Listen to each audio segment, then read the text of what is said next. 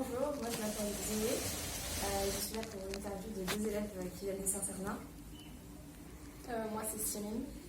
Et on est toutes les deux dans la spécialité HLP, Humanité, Littérature, Philosophie, et HGSP, Histoire, Géopolitique, Sciences politiques.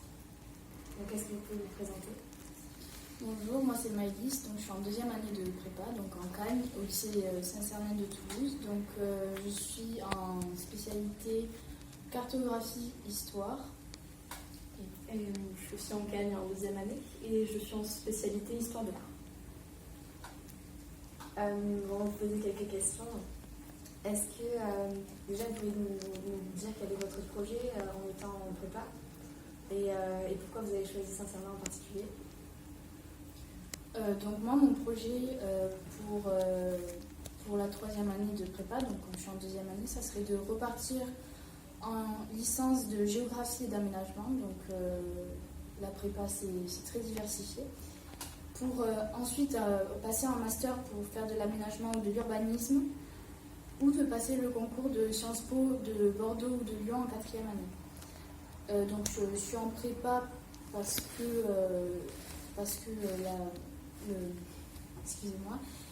le lycée Saint-Cernin est un lycée qui propose des formations très variées en cartographie, en histoire de l'art, et parce que j'avais un bon niveau. Donc c'est vraiment une formation qui est ouverte aux élèves, aux bons élèves.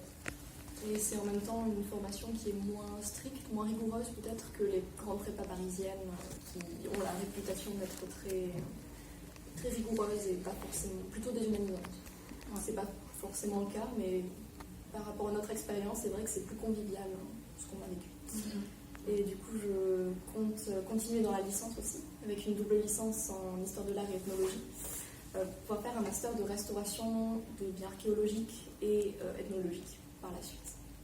Et j'ai choisi Saint-Cernin, puisque c'était la seule école de la région qui proposait cette spécialité histoire de l'art. Et pour le côté aussi prépa de province, qui au final est comme ce à quoi je m'attendais. Donc, quels sont les débouchés qu'on a en sortie de Cagne? Donc en fait la prépa c'est une formation qui est connue pour être quelque chose qui propose à sa sortie de nombreuses débouchés.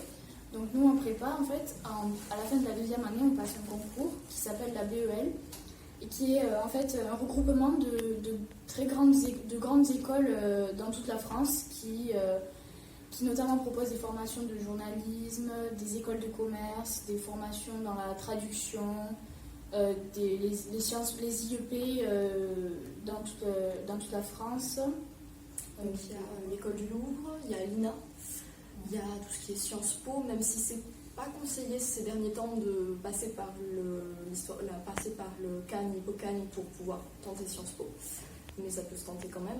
Il y a tout ce qui est école de commerce et de communication.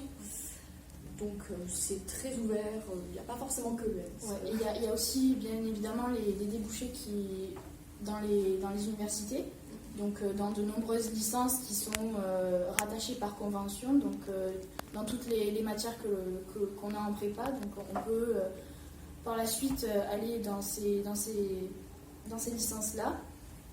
Dans toute la France aussi, on peut postuler. Donc là, on est en train de postuler pour des licences dans toute la France.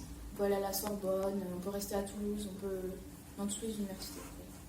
Et on ne perd pas nos années. Voilà, comme on a nos crédits, nos ECTS, on ne revient pas en première année de licence, on rentre directement sur la formation continue en troisième année. Ouais. Donc c'est toujours bénéfique. Ouais. C'est ça. Et est-ce que vous pouvez nous expliquer un peu plus en détail comment se déroulent les concours? Du coup, les concours, donc celui qu'on a passé, le concours se déroule en avril. C'est la première phase en fait. Donc c'est un écrit d'abord qui se déroule sur une semaine. Et donc chaque jour, on passe 6 heures de dissertation pour le concours. Donc ça dépend. Il y a des spécialités qui proposent 4 heures ou 3 heures. Ça dépend. C'est pas aussi long qu'on le pense. Ça peut être éprouvant, mais on est préparé tout au long de l'année. Donc on ne voit pas passer au final. Donc le concours d'abord il se déroule en avril et après il y a une deuxième phase des oraux qui se déroule en mai jusqu'en juin, jusqu'aux résultats. Donc on a nos résultats début juin et après c'est la phase des oraux donc, dans les écoles ou à l'ENS. C'est ça. Ok.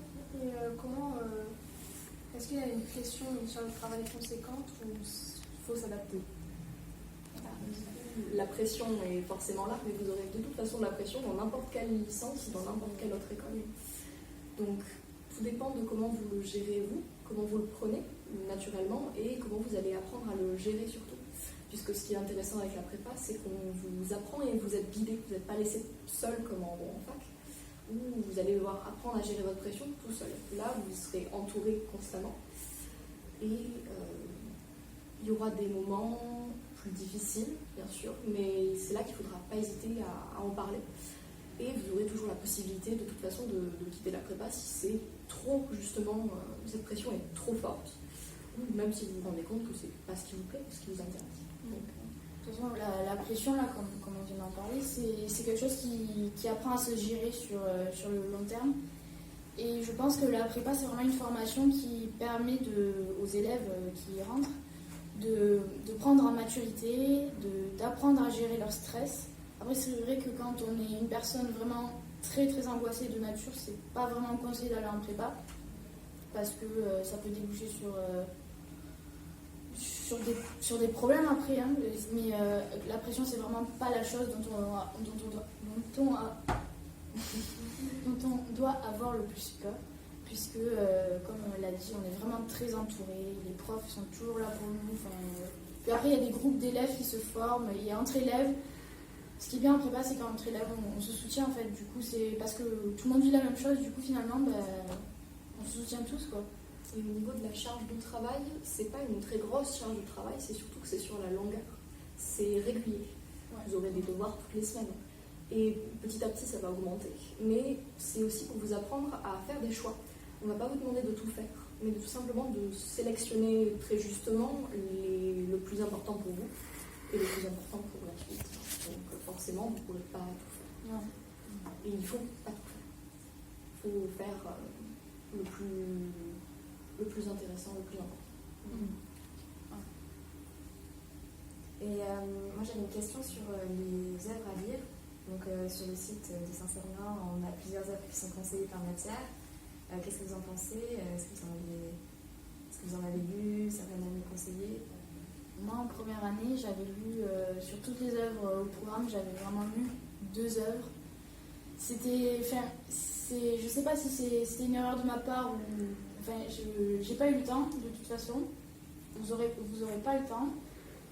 Et on vous conseille vraiment de faire des choix dans les œuvres, de sélectionner les œuvres qui, selon vous, paraîtraient le plus intéressant, même celles que vous préférez, celles qui peut...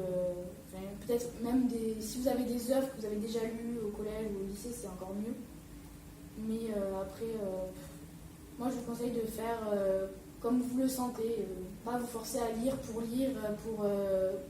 avoir le plus d'informations possible parce que vous ne retiendrez pas tout de toute façon. Donc il faut faire une sélection.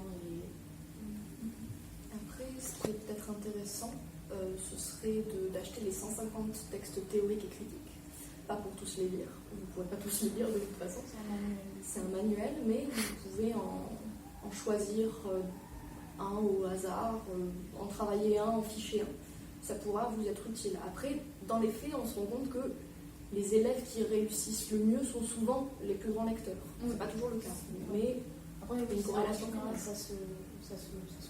Mais bon, vous n'êtes pas obligé, même si vous ne visez pas forcément l'ENS, vous voulez quand même une école, c'est pas en lisant les 100 textes qui vous seront proposés. Il vaut mieux faire une lecture qualitative que quantitative en fait. Et puis ficher, ça s'apprend. Autant lire un petit peu moins d'œuvres, mais bien les ficher, bien les avoir comprises, je pense que c'est plus important que du bourrage de crâne. Ouais. Et puis apprendre aussi à décortiquer, à trouver le plus utile dans les œuvres. Pas forcément tout lire, mais lire certains extraits. Par chapitre. Ça. La table des matières sera votre meilleur ami. Le sommaire en tout cas. D'accord. Merci pour vos réponses. Avec plaisir.